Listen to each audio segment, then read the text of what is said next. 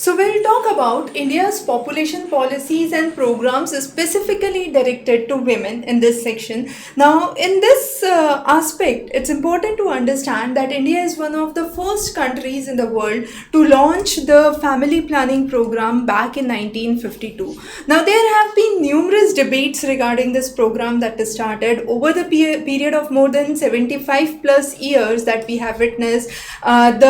The evolution of the programs and the policies related to family planning have been from a kind of target driven macro demographic model to more of approach which was based on the reproductive health framework. So this whole journey has been important. In this line, there have been two important policies that we'll discuss today, that is the 1976 population policy and the 2000 population policy. So across this section, we'll specifically focus on the gendered aspect of the population. So as we said, the start of the journey was from a target driven macro demographic control. Now that was where we said there has been a persistent tension between what was called as the Malthus model, where we said that there has been the growth in the food production which has been arithmetic. However, the growth in the population has been exponential, and this has always created a burden or a gap, and this has led to numerous obstacles. The most important anxiety that Malthus actually said was the macroeconomic activities, and therefore population was one of the important aspects that need to be checked out, and population as an obstacle to capital accumulation was the basic aspect that was taken into account. Okay, the next is, from this macro demographic model we have been moving towards a right based health framework, which was really important to provide not just the rights to the female but also to actually secure this as a fundamental right for it. Now, the journey starts before independence. So, before independence in 1930s, it was a kind of period where we saw neo-Malthus evolution. Now, this was the time where the elite group or the colonial people actually blamed poverty, not the colonial reasons, and that was on the overpopulation, and this was specifically targeted to poverty.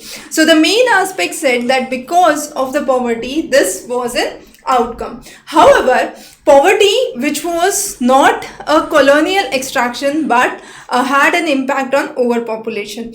Now, the next important aspect that was seen during 1938 was under the National Planning Committee, and this committee said that the family planning would be a state policy, and this view was supported by then Dr. Jawaharlal Nehru, and the idea was to modernize the nation with a view that if there is a high fertility, that is a sign of backwardness for any nation.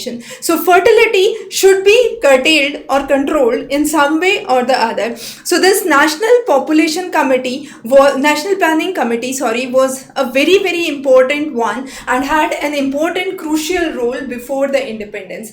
Then was the Bohr's model 1946, and Bohr committee was one of the very important committee because it was under the Health Survey and Development Committee, and it talked about a totally different approach.